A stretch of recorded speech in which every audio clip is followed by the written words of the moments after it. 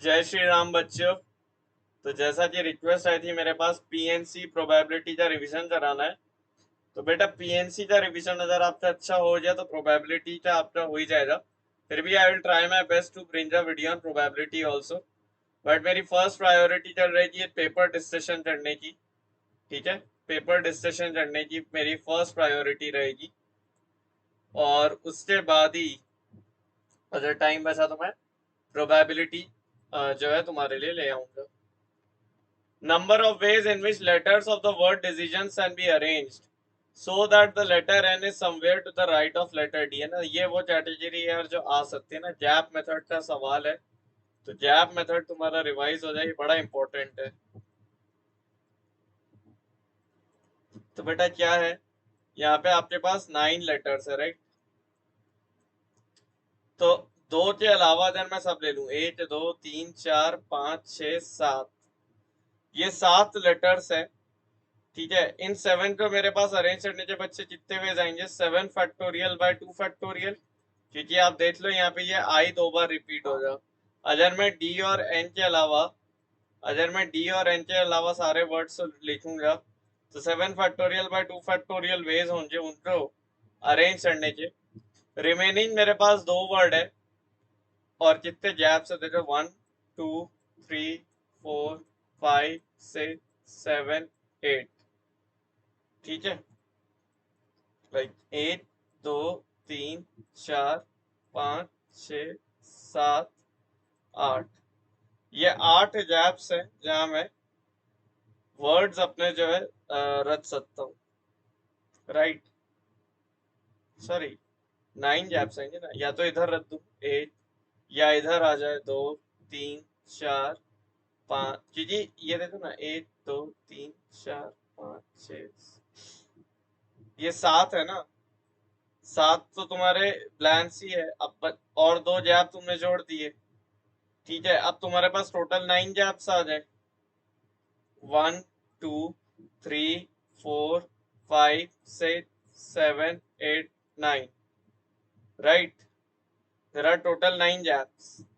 तो 9 में से तुम कोई से भी 2 गैप सिलेक्ट कर सकते हो और वहां पे तुम बिठा सकते हो। तो इससे जो आंसर बनेगा वो क्या बनेगा, 9 फैक्टोरियल बाय 8। तो लैम्डा की वैल्यू कितनी आ गई बेटा, 8 आ गई। नेक्स्ट देखते हैं, the number of scalene triangles with each side having integral length and the longest side is of 11 units. Okay, तो यहाँ पे आपको 2 प्रॉपर्टी यूज करनी है। सबसे पहले तो sum of 2 side is less than the third side, तो x plus Y is less than 11। तो अब ये स्टेलिन ट्राइंगल है, ठीक है। तो मुझे इसमें से क्या करना है, इससे टोटल नंबर ऑफ सोल्यूशन निकाल लो। टोटल नंबर ऑफ सोल्यूशन निकाल लो, और उसमें से माइनस कर दो number of equilateral triangle and number of isosceles triangle.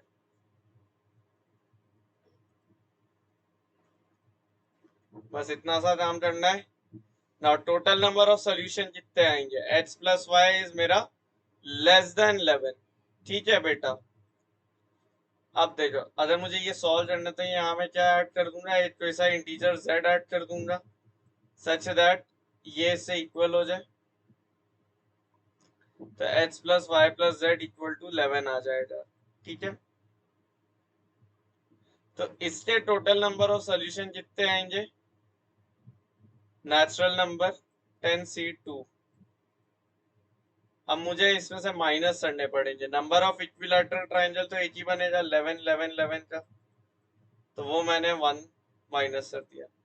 और नंबर ऑफ आइसोसेलेस ट्रायंगल क्या होंगे बेटा, कि अपना 2h should be less than 11। तो h सी क्या क्या पॉसिबल वैल्यूज है, 1, क्या 1 पॉसिबल है, 1 1 11, जी हाँ बिल्कुल पॉसिबल है। तो 1 2 3 4 5, तो 5 आइसोसेलेस ट्रायंगल आएंगे। ठीक है, तो 10c2 -1 -5, ये आपका इसका आंसर बनेगा। यहाँ पे ये अच्छी बात ये थी कि लॉन्जेस्ट साइड का जो है डायमेंशन छोटा था, इसलिए जम केस बने। हो सकता है ये आपका 1998 होता या 2024 होता, मान लीजिए लॉन्जेस्ट साइड 2024 होती, तो भी तुम्हारे अप्रोच में तो कोई चेंज आती नहीं, तुम यही करते 2h लेस देन 2024। अप्रोच यही रहेगी, कैलकुलेशन थोड़ी बढ़ जाएगी। ठीक है, चलो नेक्स्ट क्वेश्चन देखते हैं। 8 clay targets are arranged as shown. If n be the number of different ways they can be shot, one at a time. If no target can be shot until the target below it have been shot, find the tens digit of n. इसका मतलब देखो, अगर तुम जाहिर सी बात है ऐसा 3D placement सोचो जे, फ्रंट व्यू लो जे, तो ऐसा है और इस वाले हाथ के पीछे एक हाथ और है, मान लो। अभी वो एक हाथ आ गया तो डर जाओ जे, आना नहीं चाहिए। ठीक है, तो ऐसे है, तो जब तक ये नहीं ठुकेगा, जब तक ये वाला हाथ नहीं ठुकेगा, इससे तो गोली नहीं लग पाएगी, समझ गए? तो इसलिए उसने ये इस हिसाब से बताया है। तो सबसे पहले ये जाएगा, उसके बाद उसके बाद ये जा सकता है, उसके बाद ये जा सकता है, फिर ये जाएगा, फिर ये जाएगा, फिर ये। लेकिन कोई सा भी नीचे वाला पहले जा सकता है, फिर नीचे वाला चले जाने के बाद कोई सा भी ऊपर वाला पहले जा सकता है, और उससे जाने के बाद कोई सा भी एक ऊपर वाला। मतलब अगर मैं सारे सेम लेवल वालों को 8 मान लूं और ऊपर वालों को 8 मान लूं, या इस टाइप वाले को मैं 8 मान लूं, ये मेरा एक एंटिटी है, ये मेरी दूसरी एंटिटी है, ये मेरी तीसरी एंटिटी है। तो टोटल 8 बॉल्स है, और मैं किसी भी ऑर्डर में अरेंज कर दूं, शूटिंग चाहे यहाँ पे पहले या यहाँ पे या यहाँ पे पहले, मैं उड़ा सकता हूँ। तो 3 फैक्टोरियल, 2 फैक्टोरियल, 3 फैक्टोरियल, ये तुम्हारा इसका आंसर बन जाएगा। ठीक है, नेक्स्ट देखते हैं। Number of ways in which letters of the word nation can be filled in the given figure such that no row remains empty and each box contains not more than one letter। ठीक है, अब इसमें देखो तुम्हें क्या करना है। ये तुम्हारा रो 1 है, ये तुम्हारा रो 2 है, और लेट से ये तुम्हारा रो 3 है। तो रो 1 रो 2 में तुम्हारे दो दो फिल्स है, और रो 3 में 4 फिल्स है, और तुम्हारे पास 6 लेटर है। अब तुम्हारे पास क्या क्या ऑप्शन है, देखो। इसमें से मान लेते तुमने एक्स भरे, इसमें से लेटर से तुमने वाई भरे, और इसमें से लेटर से तुमने जेड भरे। देखो ये प्रॉब्लम दिख नहीं रही थी कि अपन वेजर्स में ट्रांसलेट कर सकते, बट ये हो गई। H plus Y plus Z 6 होनी चाहिए, जहां पे एच तुम्हारा बेटा 1 से 2 के बीच में आना चाहिए, वाई तुम्हारा 1 से 2 के बीच में आना चाहिए, और जेड तुम्हारा 1 से 4 के बीच में आना चाहिए। तो अब तुम्हें इसमें क्या लगाना है बच्चे मेरे, मल्टीनोमियल लगाना है। तो you have to find h to the power 6 जो एफिशिएंट है, h की पावर 1 प्लस h की पावर 2 मल्टीप्लाई विथ, और ऐसे दो टर्म है, y की भी सेम रेंज है, तो होल स्क्वायर कर दो इधर, into h plus h square plus and so on h की पावर 4 जीपी बनेगी। तो सबसे h कॉमन ले लो, h square into h cube बन जाएगा इधर, 1 प्लस h का whole square into 1 plus h square h to the power 4 तक, h क्यूब बना, h square plus 2h plus 1 बना, और बच्चे क्या बना, h to the power 1 minus h to the power 5 upon 1 minus h बना।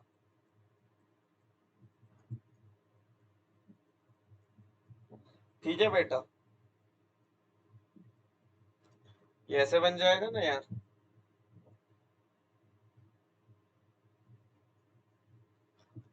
तो अब देखिए ये बना h to the power 4, h to the power 5 plus 2h to the power 4 plus h cube. ठीक है, और इसमें से किसी को भी h की पावर 5 से मल्टीप्लाई करके कोई मतलब ही नहीं, इंटू 1 माइनस h की पावर माइनस 1। तो हमें इसमें क्या क्या जो एफिशिएंट चाहिए, h टू दी पावर 1 का जो एफिशिएंट चाहिए, 2 times h to the power 2 का जो एफिशिएंट, और h टू दी पावर 3 था कोएफिशिएंट। तो अब इसमें तुम्हें आई थिंक याद ही होगा 1 minus H C power minus N में h to the power r का कोएफिशिएंट होता है n plus R minus 1 C R. तो अगर मुझे h टू दी पावर 1 निकालना है, n की वैल्यू क्या है 1 है, plus 1 minus 1 c1 plus 2 times 1 plus 2 2 c2, ठीक है, और एच क्यूब का कोएफिशिएंट 3c3। तो ये आपका जो है इसमें बेसिकली ये टोटल नंबर ऑफ क्या आएंगे पर बेटा, ये तुम्हारे आएंगे लाइक ये 1 आया, 2 प्लस 1 है तो 3 है 4, है ना। अब ये एक्स वाई जेड, ठीक है। तो अब तुम नेशन है, ठीक है। तो एक्स में तुम, अच्छा एक चीज अब तुम्हें यहाँ, अरे यार अपन ने गलती कर दी, X plus Y plus Z 6 तो ठीक है। ये यार डिस्ट्रीब्यूशन का क्वेश्चन था, हमने इसमें मल्टीनोमियल लगा दिया, हमने ये देखा ही नहीं कि वर्ड्स भी डिस्ट्रीब्यूटेड है। देखो यही मिस्टेक से बचना है ना आपको, वहां पर जाके मिस्टेक्स नहीं करनी है। अब जैसे ये हमने जल्दबाजी में मिस कर दिया, ठीक है। इसमें हमें डिस्ट्रीब्यूट करना है, पहली रो R1, दूसरी रो लेट से R1 R2 और R3। तो R1 को हम 1 से 2 1 या 2 डिस्ट्रीब्यूट कर सकते हैं, R2 को भी 1 या 2 डिस्ट्रीब्यूट कर सकते हो, R3 को 1 2 3 4 डिस्ट्रीब्यूट कर सकते हो। तो लेटर से R1 को 1 डिस्ट्रीब्यूट किया, R2 को भी एक ही दिया, ठीक है, और R3 को आपने 4 दे दिए, ठीक है। इसको 1 दिया, इसको 1 दिया, इसको 4 फैक्टोरियल दे दिया, प्लस अब हो सकता है कि R1 को मैं 1 दूं, R2 को मैं 2 दूं, ठीक है, और इधर 3 दे दूं। और ऐसे मेरे पास बेटा कितने केसेस आ सकते हैं, ऐसे मेरे पास 2 केस आएंगे ना, ठीक है। तो ये अपने सारे पॉसिबल केसेस हो गए, और जैसा तो केस बनेगा नहीं। तो 6 फैक्टोरियल कॉमन ले लो, और ये क्या बन रहा है बेटा, कैलकुलेट कर लेना एक बार। अच्छा, लेकिन अब हमें इसमें तो डिस्ट्रीब्यूशन भी देखने पड़ेंगे, लाइक इधर आपने एक दिया, इधर आपने एक ही दिया, ठीक है, और रिमेनिंग आपने 4 जो यहाँ दिए, तो उनका अरेंजमेंट भी देखना पड़ेगा, है ना, क्योंकि नंबर ऑफ वेज पूछा है, राइट। देखो क्या होता है, जैसे आपने मान लो यहाँ पे कोई 4 वर्ड दे दिए, W1 W2 W3 W4, यहाँ पे लेट से W5 दिया, यहाँ पे आपने W6 दिया। तो अब इससे corresponding total number of ways of arrangement कितने आएंगे, ये 4 आप 4 फैक्टोरियल वेज में से अरेंज कर सकते हो। W5 के लिए 2 वेज है और इधर भी 2 वेज है, तो ये बन जाएगा 4 फैक्टोरियल इंटू 4, ठीक है। अब क्या है, एक वर्ड इधर है W1 W2 W3 and W4 W5 W6, इसको करने के 2 वेज हो गए, W1 इधर W1 इधर, इससे भी आप 2 वेज में। यहाँ कितने वेज होंगे, 4 में से कोई भी 3 सिलेक्ट करोगे और वहां तुम 3 फैक्टोरियल वेज में से अरेंज कर दोगे। समझ रहे हैं ना बच्चे लोग। तो ये बनेगा 2 इंटू, मतलब ये भी 4 इंटू 4 फैक्टोरियल ही बनेगा। तो 4 4 4 रहते हैं, 12 इंटू 6 फैक्टोरियल, इसका शायद आंसर आएगा। यहाँ से आप देख लेना क्या आंसर बनता है ना। This is very easy. अच्छा आंसर तो आ ही गया क्या, 4 इंटू 4 फैक्टोरियल, 4 इंटू 4 फैक्टोरियल, तो 6 फैक्टोरियल तो गया। आई थिंक देख लियो है ना क्या आंसर बन रहा है, इजी कैलकुलेशन है इससे बात तो। और कोई केस तो बन नहीं रहा। 2 2 1 2 2 1, बस उसी के हिसाब से बन जाएंगे ना। इजी प्रॉब्लम था, डिस्ट्रीब्यूशन का प्रॉब्लम था, अपन ने पहले गलती कर दी थी। Number of rectangles that can be obtained by joining 4 of the 12 vertices of a 12-sided regular polygon। ये बहुत अच्छा कंसेप्चुअल सवाल है ना। यहाँ तुम्हारे पास एक सर्कल हो जाए जिसपे ये पॉलीगन आएगा, मानते हो ये बात? हर रेगुलर पॉलीगन आप एक सर्कल में इंस्क्राइब कर सकते हो, है ना। ये मेरे को टाइम लगा था ऑब्जर्व करने में थोड़ा। तो लेट से ऐसा कुछ भी एक रेगुलर पॉलीगन है। अब भाई रेक्टेंगल कब बनता है? रेक्टेंगल तभी बनता है ना जब डायमेट्रिकली अपोजिट पॉइंट हो। ऐसा क्यों?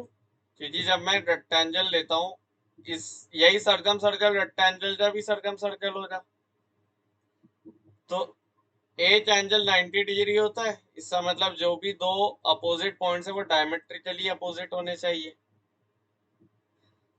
तो corresponding to every point we have one fixed diagonal point. ये बात समझते हो तुम? Corresponding to one point we have one fixed diagonal point. तो अगर मैं 12 साइड्स ले लूं, 12 वर्टेक्स ले लूं, 1 2 3, और सबका उससे अपोजिट साइड में आएगा। लेट से मैंने 1 ज्वाइन कर दिया, तो 6 पॉइंट इधर रहेंगे, 6 पॉइंट इधर रहेंगे, है ना। इस तरह से डिवाइडेड रहेगा, 6 पॉइंट इधर, 6 पॉइंट इधर, और इन सबके डायमेट्रिक अपोजिट इधर ही रहेंगे। तो अगर मैं 6 में से कोई भी 2 पॉइंट ले लूं, तो मेरे पास एक रेक्टेंगल आ जाएगा। मतलब answer is simply 6c2, that is 50। ठीक है, तो ये सारे आप मान लो ऐसे क्वेश्चन है, बहुत अच्छे एडवांस से लिए कैंडिडेट क्वेश्चन है पीएनसी के। ठीक है, सब टाइप के क्वेश्चन हमने लिए ना। जैसे ये डिस्ट्रीब्यूशन का क्वेश्चन है ना, आप डिस्ट्रीब्यूशन का फॉर्मूला हर एक पे रिवाइज कर लेना, कैसे डिस्ट्रीब्यूशन का फॉर्मूला था। इसमें देखो डिस्ट्रीब्यूशन प्लस अरेंजमेंट कितने अच्छे से लगाए, है ना। मैंने अब आपको ऑब्वियस सी बात है बहुत स्पीड में एक्सप्लेन कर रहा हूँ, क्योंकि अब 2 दिन बचा एडवांस में। अब अगर आप ये सोच रहे हो कि मैं धीरे धीरे एक्सप्लेन करूँ, एक एक चीज समझाऊं, तो नहीं, वो अब नहीं हो सकता, उसका टाइम तो चला गया। Number of ordered triplets A B C such that LCM of A comma B is 1000। ठीक है, एलसीएम का आप ना हमेशा स्क्वायर ब्रैकेट से डिनोट कर सकते हो। तो यहाँ से आप देख सकते हो LCM of A comma B क्या आएगा बेटा, 2 क्यूब इंटू 5 क्यूब। बी और सी का एलसीएम है 2000, मतलब 2 इंटू दिस, 2 की पावर 4 इंटू 5 क्यूब। और सी और ए का भी एलसीएम आएगा 2 की पावर 4 इंटू 5 क्यूब। तो अब मैं ऑब्वियस सी बात है, एलसीएम की प्रॉपर्टी यही होती है कि highest highest powers of all the factor लेता है। तो मेरा ए किस टाइप का नंबर हो रहा है, 2 की पावर x1 इंटू 5 की पावर y1। बी मेरा किस टाइप का नंबर हो रहा है, 2 की पावर x2 5 की पावर y2। और सी बेटा मेरा किस टाइप का नंबर हो रहा है, 2 की पावर x3 5 की पावर y3। अब यहाँ से मैं क्या बोल सकता हूँ बेटा कि मैक्सिमम ऑफ x1 x2 कितना है, 4 है। ठीक है, और x2 x3 maximum of x2 x3 कितना है बच्चे? अच्छा, x1 x2 का मैक्सिमम सॉरी 3 आएगा। Maths of x1 x2 is 3, maths of x2 and x3, h2 और h3 का मैक्सिमम कितना हो सकता है, 4, and maximum of h1 and h3 is also 4।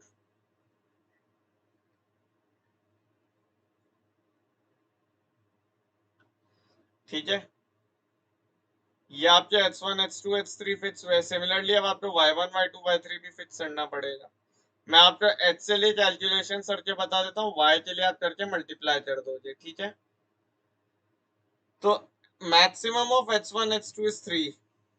ठीक है, इसका मतलब या तो h1 की वैल्यू 3 है या फिर h2 की वैल्यू 3 है। ठीक है, अगर x1 की वैल्यू 3 होती है तो x2 बेटा मेरा क्या आएगा, लेस देन इक्वल टू 3।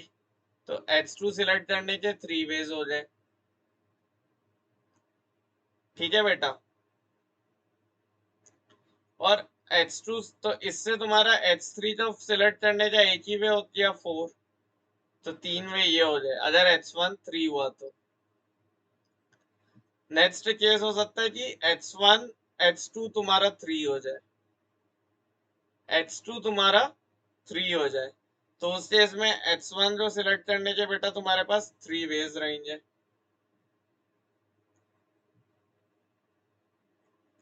ठीक है, तो टोटल पहले से 3 वेज है ना। अब अगर H2 मेरा बच्चे 3 हो गया तो H3 जो सिलेक्ट करने के कितने तरीके होंगे, H3 जो सिलेक्ट करने का बच्चे फिर एक ही तरीका बचा 4, है ना, क्योंकि उसकी तो मैक्सिमम वैल्यू 4 ही है। और H1 तो तुम ऑलरेडी पहले ही सिलेक्ट कर चुके हो ना 1 2 3 में से, तो H1 जो सिलेक्ट करने थे तो 3 वेज ही है, तो 3 3 6 वेज है जिसमें तुम H1 H2 H3 को सिलेक्ट कर सकते हो। सिमिलरली अब तुम्हें Y के लिए चूज करना है तो वो अब आप अपने हिसाब से इजीली कर सकते हो, राइट। Y में तो तुम देख ही लो कि मैथ्स ऑफ y1 y2 भी 3 है, मैथ्स ऑफ y2 y3 भी 3 है, और मैथ्स ऑफ y3 y1 भी 3 है। मतलब इनमें से लेटर से मैंने किसी एक को भी फिक्स कर दिया, लेट से y2 को फिक्स किया 3 पे, तो y1 को सिलेक्ट करने के 3 वेज हो जाएंगे और y3 को भी सिलेक्ट करने के 3 ही वेज रहेंगे। ठीक है, और ऐसे आप कितने केसेस बना सकते हो, एक बार y1 है ना, ऐसे दो और केस आएंगे, क्योंकि हो सकता है एक बार y1 को 3 कर दो, एक बार y3 को 3 कर दो, तो 3 इंटू 3 इंटू 3। ठीक है, तो इस तरह से आपके ये केस बन जाएंगे। ठीक है, this is I think easy problem. ठीक है बच्चे, एक बार और समझना है तो देख लो, मैक्सिमम ऑफ x1 का x2 कितना हो सकता है बच्चे, 3 हो सकता है। Maximum of h2 h3 4, and maximum of h1 and h3 will be also 4। 4 से ज्यादा जो है तुम्हारा इसमें पॉसिबिलिटी नहीं है। अरे एक मिनट, अरे शिट, एलसीएम ले रहे ना अपन तो, एलसीएम में मैक्सिमम आएगा या मिनिमम आएगा, 2 क्यूब इंटू 3 और 2 की पावर 4 इंटू 5, अरे मिनिमम आएगा, मैं वही तो सोचू बेटा, यहाँ मिनिमम आएगा, सॉरी, ये मिनिमम आएगा, ये मिनिमम आएगा। ठीक है, ये सारे मिनिमम आएंगे। अरे यार सब थोड़ा थोड़ा चेंज हो गया ना, कोई बात नहीं, गलती हो गई। और यहाँ भी मिनिमम आएगा।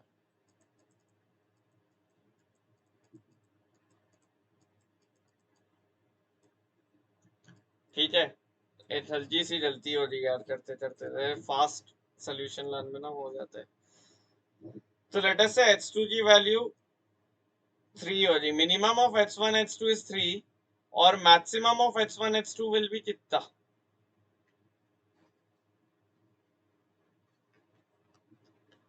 एलसीएम 1000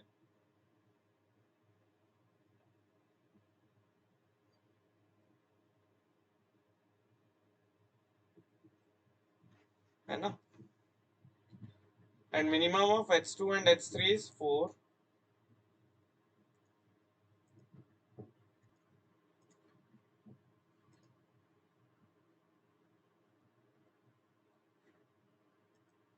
ठीक है बेटा, ठीक है, it is all math, minimum ही लेंगे, मैक्सिमम क्यों लेंगे, दिमाग खराब चल रहा है अभी थोड़ा। ठीक है, मिनिमम ही आएगा, मिनिमम बोल रहा हूँ, मैक्सिमम ही आएगा। टू क्यूब इंटू 3 और 2 की पावर 4 इंटू 5 का एलसीएम क्या आएगा? 2 की पावर 4 इंटू 3 इंटू 5 मैक्सिमम लेंगे। ठीक है, find the number of order triples of positive integer such that 30 times A plus 50 times B plus 70 times C is less than or equal to 343। अब देखो, इसमें हम लोग को पीएनसी भी लगाना है और थोड़ा सा ऑब्जर्वेशन भी लगाना है, क्योंकि एबीसी पॉजिटिव इंटीजर है और लेफ्ट हैंड साइड 10 से डिविजिबल है, तो ये इंटीजर 343 तो हो नहीं सकता जब। तो ये बेसिकली तुम्हारा प्रॉब्लम पहले तो चेंज होके बनेगा 50B plus 70C less than equal to 340, है ना जी? राइट, लेफ्ट हैंड साइड 10 का मल्टीपल है, राइट हैंड साइड भी 10 का ही मल्टीपल आएगा।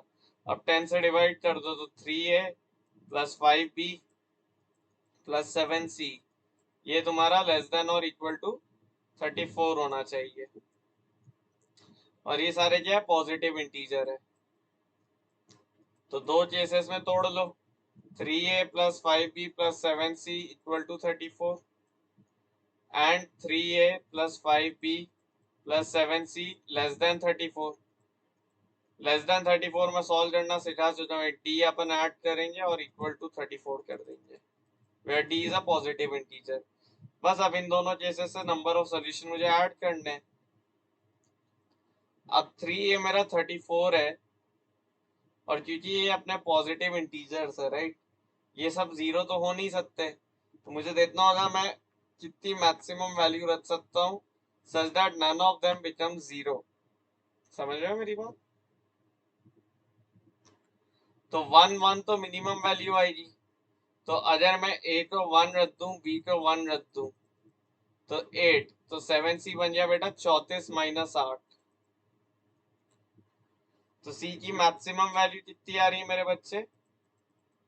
26/7। तो मैक्सिमम वैल्यू ऑफ सी कितनी जा सकती है? 3 पॉइंट समथिंग 3 जा सकती है। फिर 1 1 इधर रखोगे तो ए की कितनी मैक्सिमम वैल्यू जाएगी? 5 और 7 12, 34 में से 12 गए तो 22। तो ए की मैक्स वैल्यू बेटा तुम्हारी, सी की मैक्स वैल्यू 3 आएगी, ए की मैक्स वैल्यू बेटा तुम्हारे पास आएगी 22/3 7। और बी की मैक्सिमम वैल्यू ऐसी 1 1 रख दोगे, है ना जी? 1 मिनिमम वैल्यू है ए और इसकी, सबकी 1 1 होगी। तो 3 7 10 34 24 24/5, है ना? तो वो बनेगा बेटा कितना तुम्हारा 4। तो इसमें अब तुम्हें x टू दी पावर 34 का कोएफिशिएंट ढूंढना है, लेकिन किसमें ढूंढना है ये भी देखना। 3A है, तो बेटा स्टार्ट किससे करोगे? एक्स क्यूब से करोगे,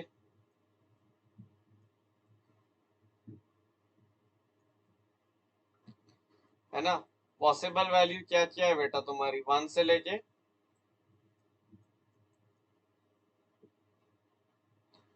ए की पॉसिबल वैल्यू है 7 एक्स क्यूब प्लस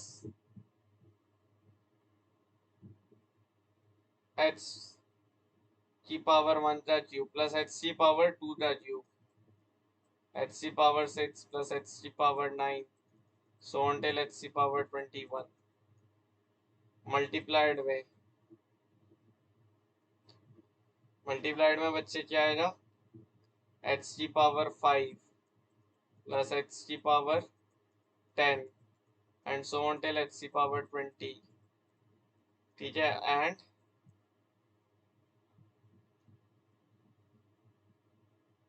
एक्स की पावर 7 प्लस एक्स की पावर 14 प्लस एक्स की पावर 21। अब इसमें एच सी पावर 34 का जो एफिशिएंट निकालना है, H cube H C power 5 H C power 7 बाहर, 3 5 8 8 7 15 एच सी पावर 15। रिमेनिंग क्या बचा? 1 प्लस एच क्यूब से लेके एच सी पावर 18 तक इंटू यहाँ से पावर 5 लियो, 1 plus H to the power 5 से लेके एच टू दी पावर 15 तक into 1 plus H to the power 7 से लेके h टू द पावर 14 तक, मतलब इसमें तो यही बचेगा। ठीक है, h टू द पावर 15 तो बन ही गया। तो तुम्हें अब कितना चाहिए, h टू द पावर 19 का कोएफिशिएंट चाहिए। इसमें तुम्हारा क्या क्या बनेगा, 1 minus h to the power 19 upon 1 minus h into 1 minus h to the power 16 upon 1 minus h into 1 minus h to the power 20 upon, sorry, अरे h टू द पावर 3 की power 8 minute.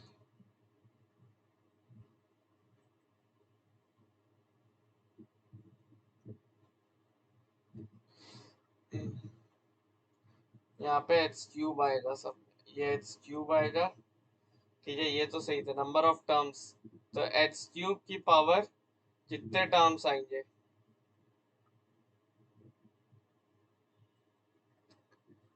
7 term आ रही है ना। तो 1 minus H C power 21 by 1 minus H cube, इधर आ जाएगा ये पावर 1 प्लस, अच्छा इधर अपन ने ऐसा तोड़ दिया ना, हाँ ठीक है, एच क्यूब की पावर 7। ठीक है, H C power 16,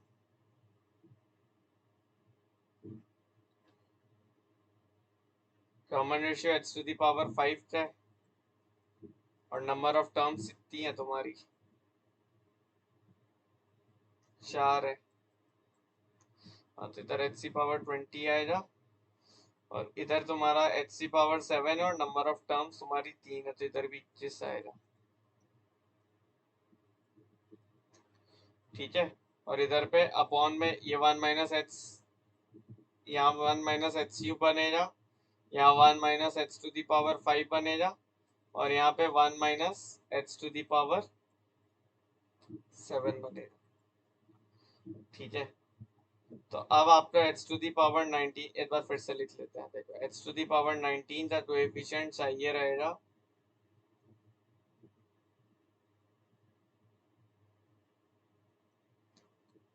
1 minus H C power 21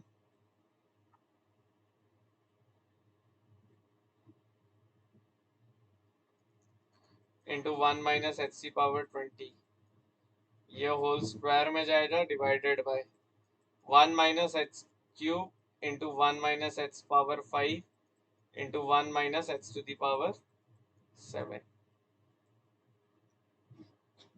ठीक है, ये इस तरह से तुम्हारा बन जाएगा। वैसे इसमें मल्टीनोमियल लगाना थोड़ा ज्यादा मुश्किल है, कंपेयर्ड टू अगर हम इसको डायरेक्ट करते तो ज्यादा आसानी से आ जाएगा, ऐसा है क्या।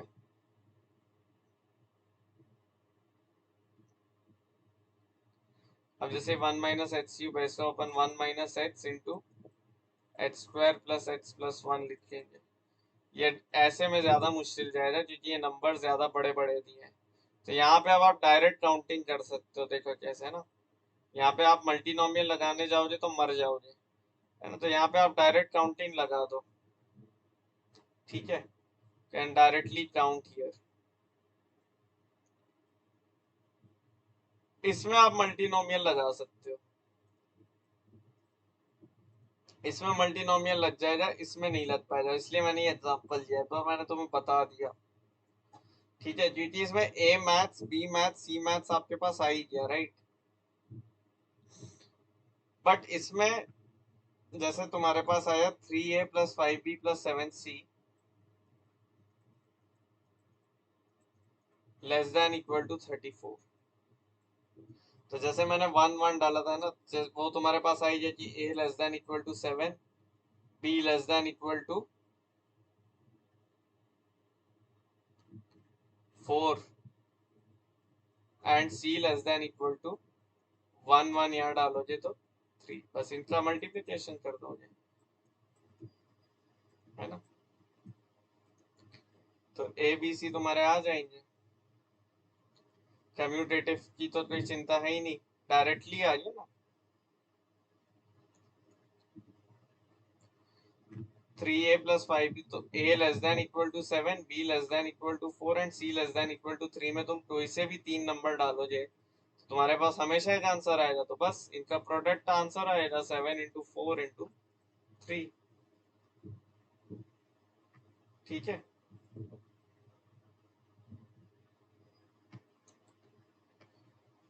नेक्स्ट देखते हैं ये वाला।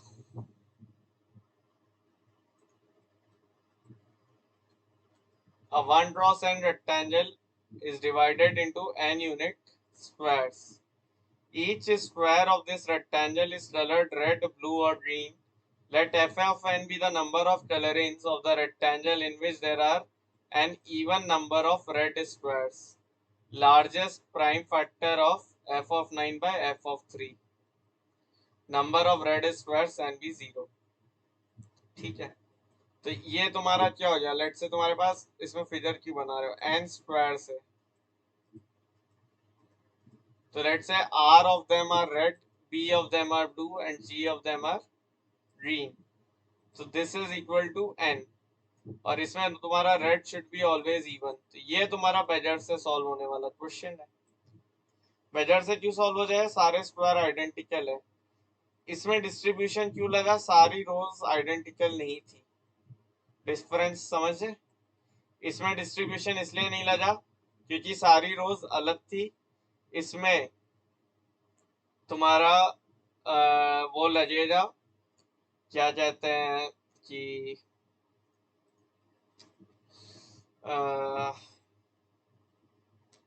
बेजर्स मेथड, क्योंकि ये इवन है।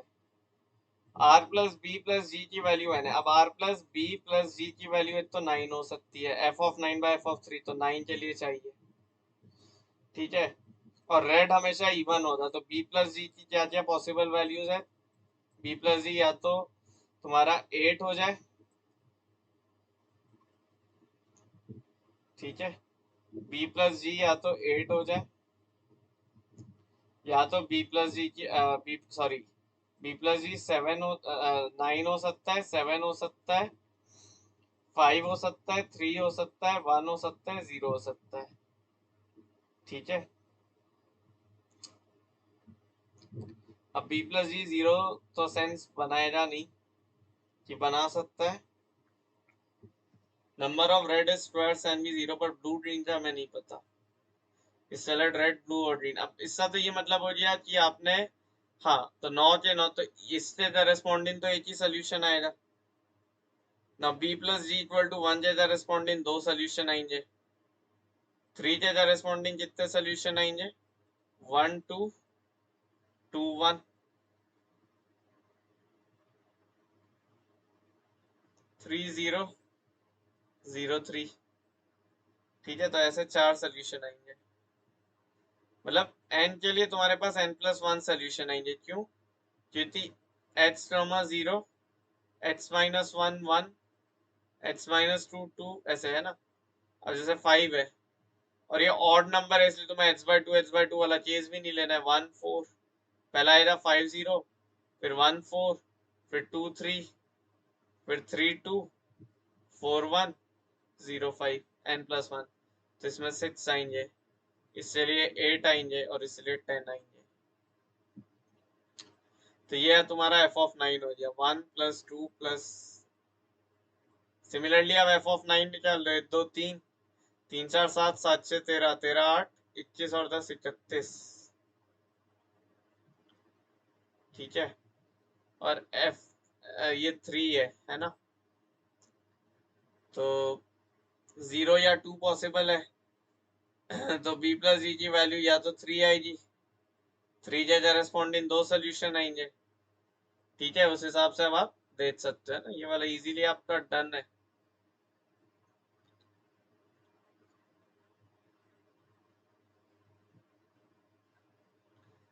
अरे यार, ये तुम्हारा रेड इवन है ना, गलती हो रही ना यार। रेड इवन है तो ये 0 तो हो ही नहीं सकता है। 1 से स्टार्ट हो जाए ना,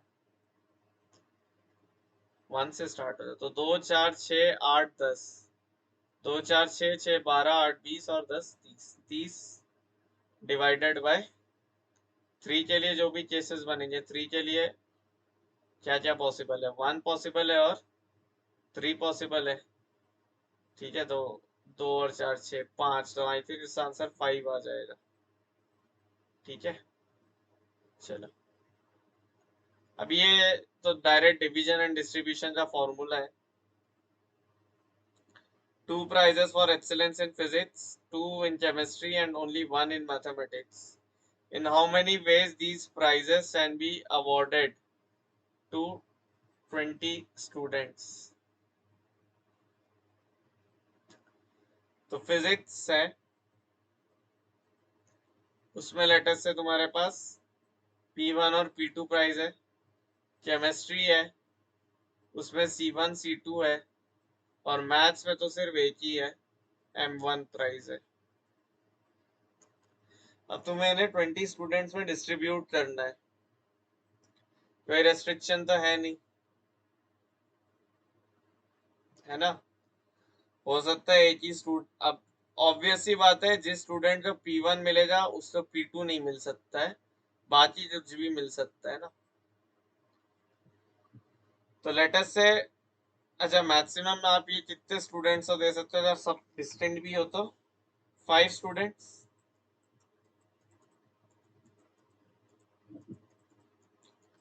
5 स्टूडेंट्स ही मिल पाएगा, क्योंकि नो ड्रॉ, अब इसमें यार लैंग्वेज बहुत वेज है ना, इसलिए क्वेश्चन में लेना नहीं चाह रहा था। इसमें आपको मानना होगा नो टाइज, है ना, सारे टाई वाई नहीं हो सकते। तो मैक्सिमम तुम 5 स्टूडेंट से ही प्राइज दे पाओगे, ठीक है। अब होने तो क्या क्या केस पॉसिबल है कि किसी एक बच्चे के ही सारे प्राइजेस मिल, मतलब एक बच्चा फिजिक्स में टॉप कर रहा है, केमिस्ट्री में टॉप कर रहा है, मैथ्स में टॉप कर रहा है ना, इस हिसाब से हो सकता है। ये प्रॉब्लम मैं एक बार ना कहीं से थोड़ा कंफर्म करके आता हूँ, क्योंकि इस प्रॉब्लम में काफी सारी दिक्कतें हैं, लैंग्वेज इशू है। बचता है लास्ट वाला, तो इस टाइप का प्रॉब्लम जो है जेईई एडवांस 2014 में आया था, और इस टाइप के आने की बजट्स में चांस रहती है।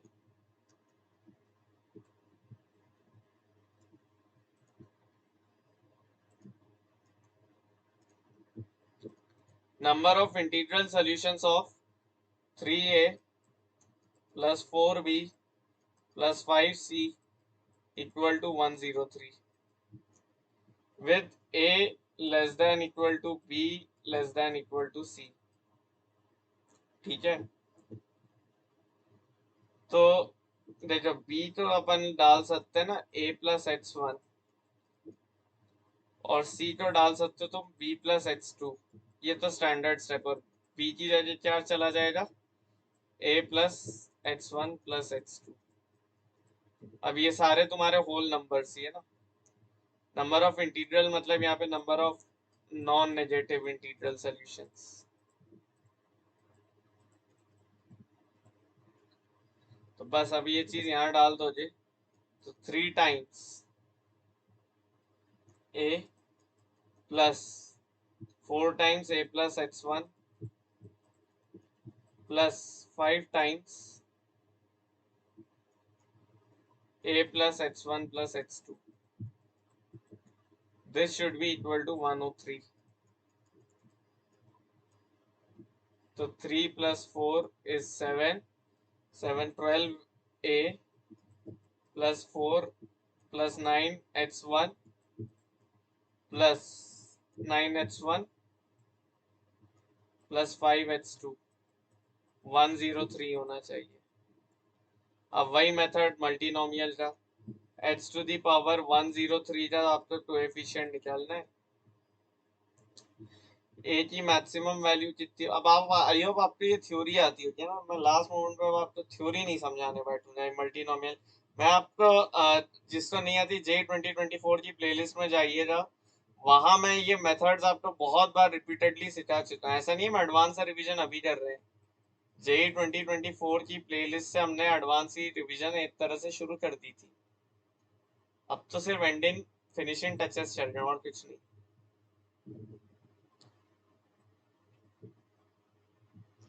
ठीक है। एच टू दी पावर, अब इसमें थोड़ी गलतियां हो रही है वीडियो में, क्यों?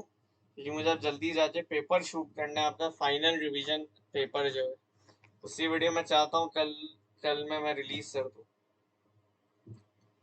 तो h टू दी पावर 103 का कोएफिशिएंट बेटा क्या बनेगा?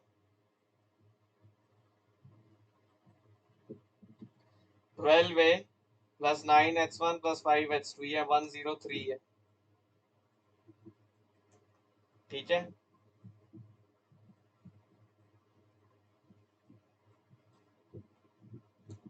तो अब देखो 1 डालेंगे तो 12a इक्वल टू कितना बनेगा? 103 में से 14 गए तो 13 में से 4 गए 9। ठीक है, 89 बचेगा ना। तो ए बेटा मतलब तुम्हारा शुड बी लेस देन और इक्वल टू 89/12, मतलब 12 7 से होता है तुम्हारा 84। तो ए की वैल्यू 7 तक आएगी। सिमिलरली तुम्हारे h1 की वैल्यू कितनी आएगी? 9h1। 103 में से 17 चले जाएंगे ना,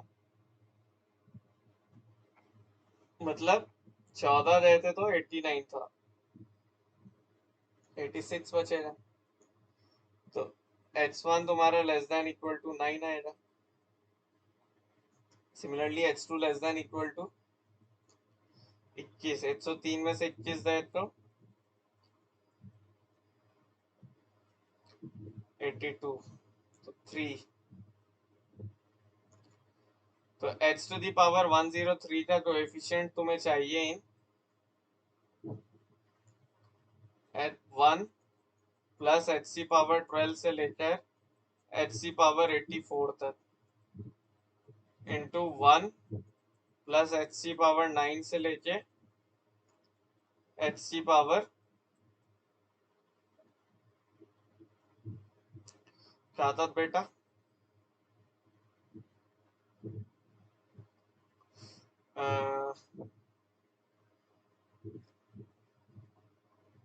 81 तक है ना। और ये 1 प्लस एच सी पावर 5 से लेके एच सी पावर 15 तक। और इसमें बेटा आपको चाहिए एच सी पावर 103 का कोएफिशिएंट। देखते हैं कैसे निकालते हैं। तो हमें चाहिए एच टू दी पावर 103 का कोएफिशिएंट इन, ये बन जाएगा 1 minus H to the power 85, sorry H to the power 0, H to the power 12 से लेकर एच टू दी पावर 12 की पावर 7। तो नंबर ऑफ टर्म्स है 8, एच सी पावर 96 आर की पावर एन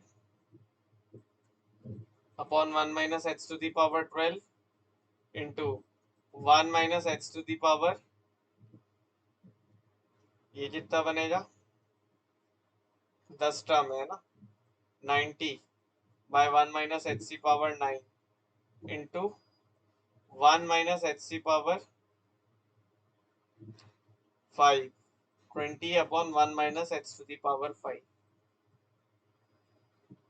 अब इसमें हमें एच टू दी पावर 103 का कोएफिशिएंट चाहिए, राइट?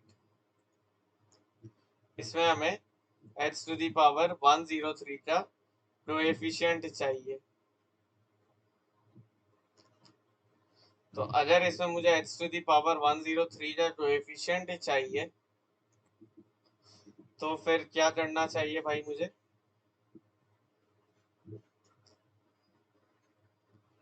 पहले तो ऊपर वाले को मल्टीप्लाई करना पड़ेगा। तो 1 minus H to the power 90 minus H to the power 96, और ये वाली टर्म का तो कोई मतलब ही नहीं, तो 1 माइनस एच सी पावर 20। तो मतलब यहाँ से हमें आ रहा जो यूजफुल टर्म्स है वो तो सिर्फ यही यही है। अब हमारा क्या बनता है? 1 minus H to the power 12 into 1 minus H C power 9 into 1 minus H to the power 5।